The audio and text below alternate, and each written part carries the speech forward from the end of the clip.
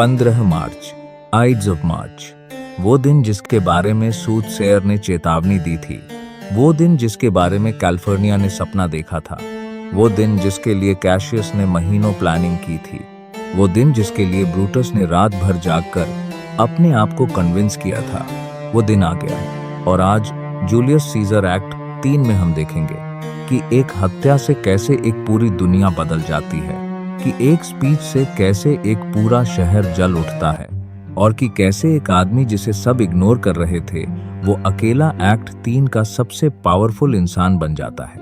उसका नाम है मार्क एंटनी। ICSE स्टूडेंट्स ध्यान से सुनो। एक्ट 3 से एग्जाम में सबसे इंपॉर्टेंट क्वेश्चंस आते हैं। एंटनी की स्पीच, ब्रूटस की speech, et tu Brute. Brutus is an honourable man, Caesar की विल मॉब का ट्रांसफॉर्मेशन, यह सब एक्ट 3 में है। और आज इसे हम इतनी गहराई से समझेंगे कि एग्जाम में तुम वो लिखोगे जो बाकी स्टूडेंट्स सोच भी नहीं सकते। पहले थोड़ा कॉन्टेक्स्ट। एक्ट 1 में कॉन्स्पिरेसी बनी, एक्ट 2 में डिसीजंस लिए गए रात के अंधेरे में ब्रूटस के बगीचे में, सीजर के घर में। एक्ट 3 में वो सब हो जाता है जिसके लिए एक्ट 1 और एक्ट 2 ने तैयारी की थी, और जो होता है वो किसी ने नहीं सोचा था, किसी ने नहीं। सीन 1 शुरू होता है कैपिटल के बाहर। सीजर अपने प्रोसेशन में आ रहा है, सूदसेयर वहां है। सीजर उसे देखता है और कहता है, the ides of March are come. Soothsayer जवाब देता है, ay Caesar but not gone. March के 15 आ गए लेकिन गए नहीं। ये लाइन नोटिस करो। सूदसेयर का यह जवाब, यह सिर्फ एक लाइन नहीं है, यह इस पूरे एक्ट का समरी है। दिन आ गया है लेकिन जो होना है वो अभी बाकी है। फिर आर्टेमिडोरस अपना वार्निंग लेटर सीजर को देने की कोशिश करता है। सीजर उसे भी डिसमिस कर देता है। तीसरी वार्निंग, तीसरा डिसमिसल। कैपिटल के अंदर मेटलस सिम्बर सीजर के सामने घुटने टेकता है अपने बैनिश्ड भाई की वापसी की पिटीशन लेकर। सीजर रिफ्यूज करता है। वो कहता है वो अपने डिसीजन नहीं बदलता, और फिर वो स्पीच देता है जो उसकी प्राइड का सबसे बड़ा एक्सप्रेशन है। वो कहता है, I am constant as the northern star. मैं उत्तरी तारे की तरह अटल हूँ। नॉर्दर्न स्टार वो तारा जो कभी नहीं हिलता, जो हमेशा एक ही जगह रहता है, जो पूरी दुनिया के घूमने पर भी नहीं बदलता। सीजर खुद को उस तारे से कंपेयर कर रहा है। यह मेटाफोर है और यह आयरनी भी है, क्योंकि जो आदमी खुद को नॉर्दर्न स्टार बोल रहा है वो कुछ ही सेकंड्स में गिरने वाला है। और फिर कास का पहला वार करता है। फिर एक एक करके बाकी कंस्पिरेटर्स, कैसियस, डेसियस, मेटलस, सिन्ना, ट्रेबोनियस और आखिर में ब्रूटस। सीजर चारों तरफ से घिरा हुआ है। वो अपने अटैकर्स के चेहरे देख रहा है, और जब उसकी नजर ब्रूटस पर पड़ती है वो रुक जाता है और वो 3 वर्ड्स बोलता है, Et tu, Brute? And you Brutus. यह एक कर्स नहीं है, यह एक सवाल है, यह इनकॉम्प्रिहेंशन है। यह वो मोमेंट है जब सीजर को पता चलता है कि दुनिया की सबसे बड़ी बिट्रेयल हो रही है। और फिर वो कहता है, then fall Caesar. Caesar falls. Rome का सबसे शक्तिशाली आदमी कैपिटल की मार्बल फ्लोर पर, और फिर साइलेंस। यहाँ रुको। एट टू ब्रूटे एग्जाम में हमेशा आता है। इसका एनालिसिस क्या है? पहला, यह लैटिन में है। शेक्सपियर ने जानबूझकर लैटिन यूज किया क्योंकि लैटिन रोमन एरिस्टोक्रेसी की लैंग्वेज थी। सीजर अपनी आखिरी बात अपनी असली भाषा में बोलता है। दूसरा, एट टू का मतलब है एंड यू ऑल्सो, यानी सीजर सरप्राइज्ड नहीं है कि उसे मारा जा रहा है, वो सरप्राइज्ड है कि ब्रूटस उनमें से है। तीसरा, देन फॉल सीजर खुद अपने फॉल को चूज करता है। वो ब्रूटस की वजह से गिरता है, वुंड्स की वजह से नहीं। ये लाइन शो करती है कि सीजर के लिए ब्रूटस की लॉयल्टी उसकी जान से ज्यादा इंपॉर्टेंट थी। सीजर मर गया है। कैपिटल में केओस है, सेनेटर्स भाग रहे हैं। ब्रूटस सबको शांत कराने की कोशिश करता है। वो कहता है, घबराओ नहीं, यह लिबरेशन है, रोम अब फ्री है। लेकिन कैशियस अनकंफर्टेबल है। एंटनी का एक सर्वेंट आता है। वो ब्रूटस से पूछता है, क्या एंटनी सेफली आ सकता है? ब्रूटस हाँ कहता है। कैशियस की आंखें तंग होती हैं। वो जानता है यह गलत डिसीजन है, लेकिन ब्रूटस की बात फाइनल है। एंटनी आता है और यहाँ से एक्ट 3 का असली ड्रामा शुरू होता है। एंटनी सीजर के बॉडी के पास जाता है, वो रुकता है और फिर वो हर कॉन्स्पिरेटर से हाथ मिलाता है, एक एक करके। ब्रूटस से, कैशियस से, कास्का से, देशियस से, सबसे। लेकिन जब वो यह कर रहा है, उसकी नजर सीजर की बॉडी पर है। ये नोटिस करो, हाथ कॉन्स्पिरेटर्स के हाथों में है, आंखें सीजर की बॉडी पर हैं। यह एंटनी की पॉलिटिकल जीनियस का पहला फ्लैश है। वो फिजिकली कॉन्स्पिरेटर से पीस बना रहा है, मेंटली वो ऑलरेडी अपना प्लान बना रहा है। फिर एंटनी एक स्पीच देता है जो अपेरेंटली एक्सेप्टिंग लगती है। वो कहता है सीजर का टाइम था, जो हुआ वो हुआ। लेकिन इस स्पीच में एक लाइन है जो सब कुछ बता देती है। वो कहता है, oh pardon me, thou bleeding piece of earth, that I am meek and gentle with these butchers। Caesar की बॉडी से माफी मांगता है कि मैं इन बुचर्स के साथ नम्र हो रहा हूँ। यह साइड है, यह एंटोनी का असली फेस है। वो बुचर्स, वो कंस्पिरेटर्स को बुचर्स कह रहा है। और फिर वो पूछता है, क्या मैं सीजर के फ्यूनरल में बोल सकता हूँ? ब्रूटस हाँ कहता है। कैशियस तुरंत ब्रूटस को अलग ले जाता है। वो कहता है, यह मत करो, यह बहुत डेंजरस है, एंटनी को मत बोलने दो। ब्रूटस कहता है, कोई प्रॉब्लम नहीं, मैं पहले बोलूंगा, एंटनी बाद में बोलेगा, मैं लोगों को एक्सप्लेन कर दूंगा, सब ठीक हो जाएगा। यह ब्रूटस की एक्ट 3 की सबसे बड़ी गलती है। कैशियस सही था, ब्रूटस गलत था, और रोम जलेगा इस गलती की वजह से। कंस्पिरेटर्स चले जाते हैं, एंटनी अकेला रह जाता है सीजर की बॉडी के साथ। और तब जब कोई नहीं देख रहा, एंटनी बोलता है, और ये स्पीच, ये उसका असली फेस है। वो कहता है, oh pardon me, thou bleeding piece of earth। वो कहता है, cry havoc and let slip the dogs of war. आजाद कर दो युद्ध के कुत्तों को।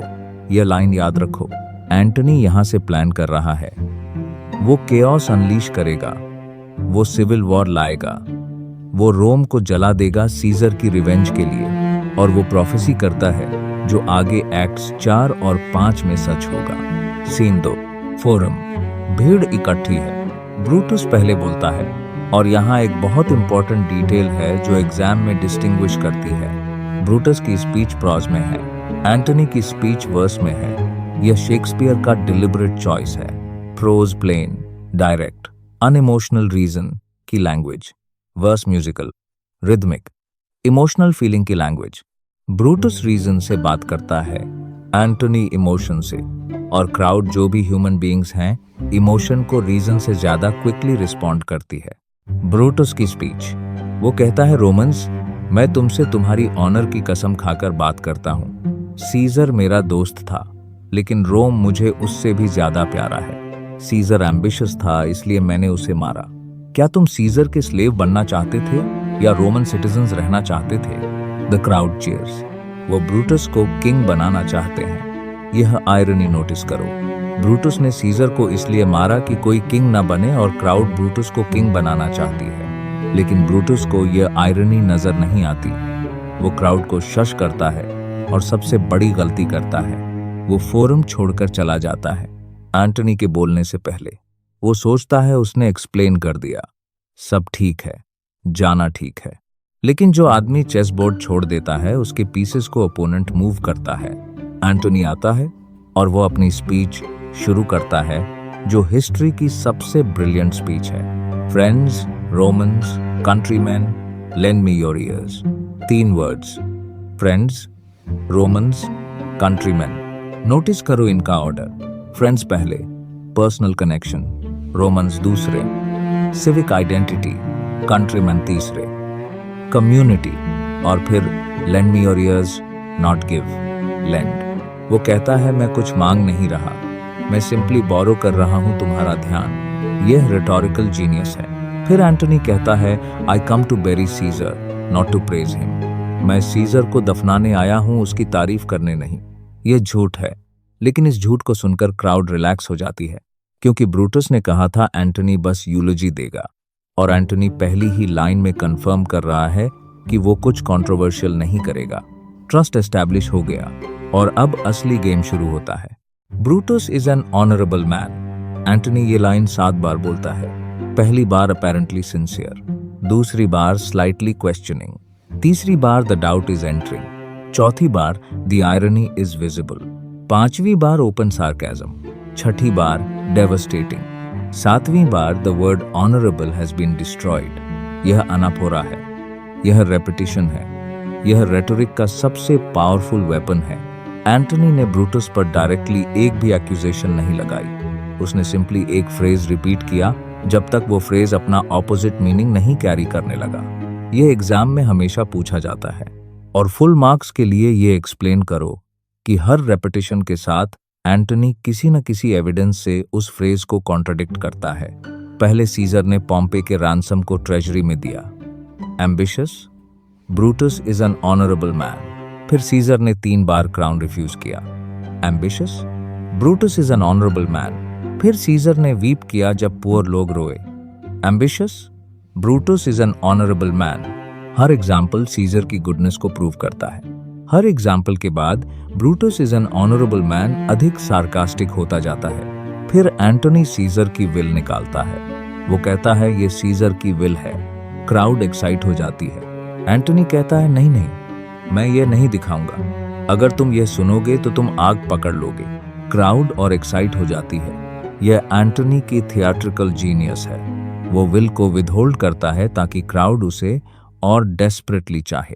फिर वो कहता है पहले मुझे सीजर के बॉडी के पास जाने दो। एंटनी सीजर के बॉडी के पास जाता है।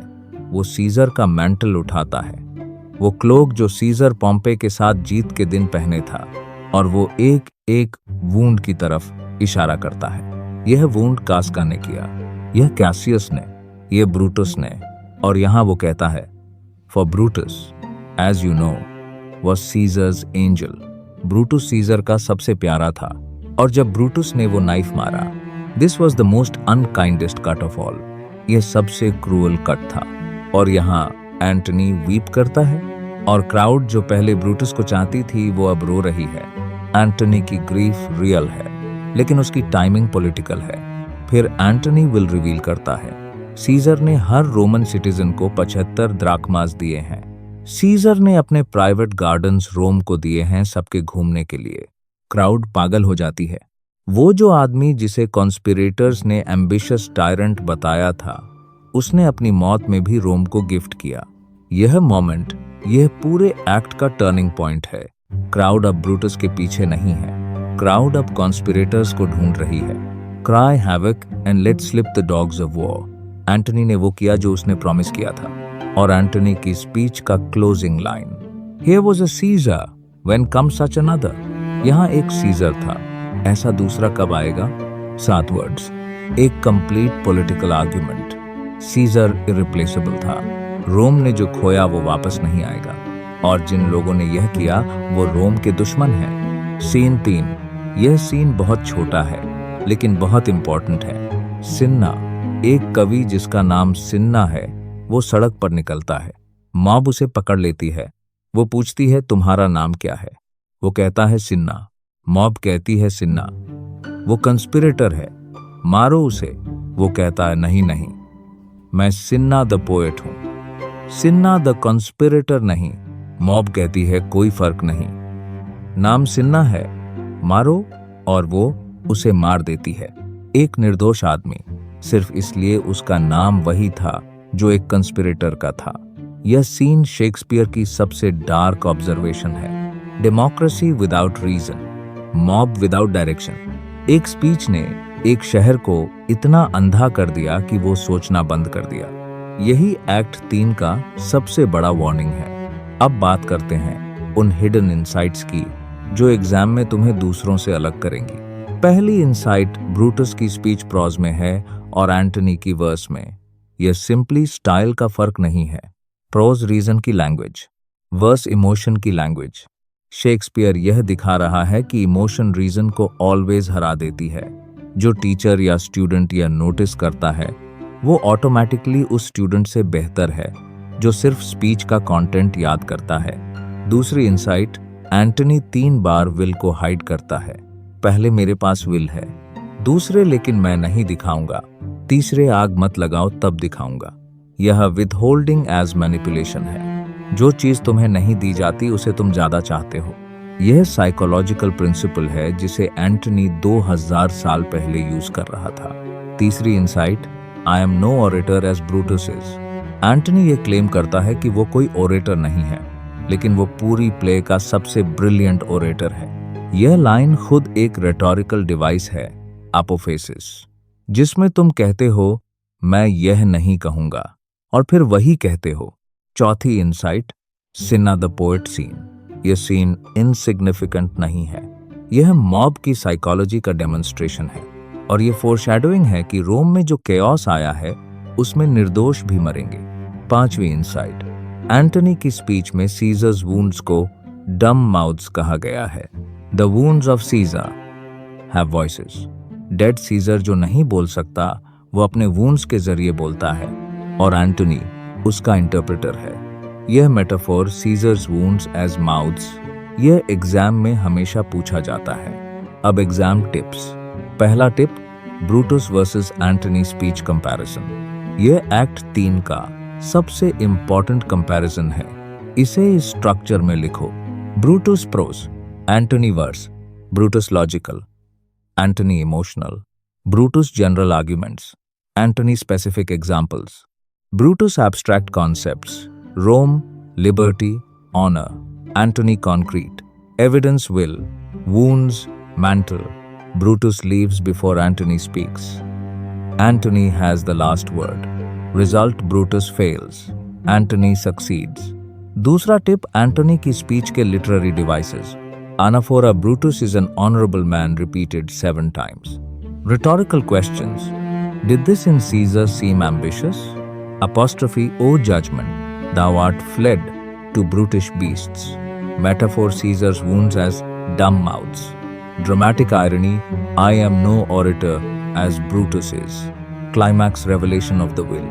Bathos, Cinna, the poet scene. तीसरा टिप, it to brute के लिए। Latin language, Roman aristocracy.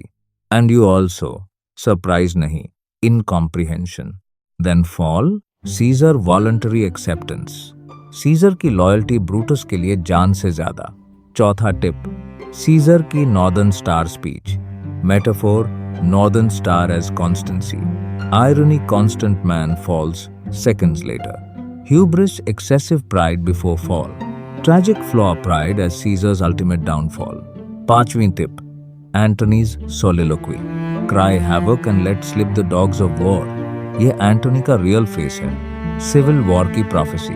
Acts 4 और 5 का फोरशैडोइंग। रिकैप, एक्ट 3 में 3 सीन्स हैं। सीन 1, कैपिटल, सीजर की assassination. Et tu Brute, Antony का आना, ब्रूटस की गलती एंटनी को बोलने देना। सीन 2, फोरम, ब्रूटस की प्रोज स्पीच, क्राउड का चीयर, ब्रूटस की जाना, एंटनी की verse speech, Brutus is an honourable man 7 times, Caesar's will, Caesar's mantle, crowd का ट्रांसफॉर्मेशन, रोम जल उठा। Scene 3, street, Cinna the poet, mob की इंसैनिटी, निर्दोष मारा गया। एक्ट 3 का central message, words are more powerful than swords. Brutus ने sword से सीजर को मारा, एंटनी ने वर्ड्स से ब्रूटस को मारा।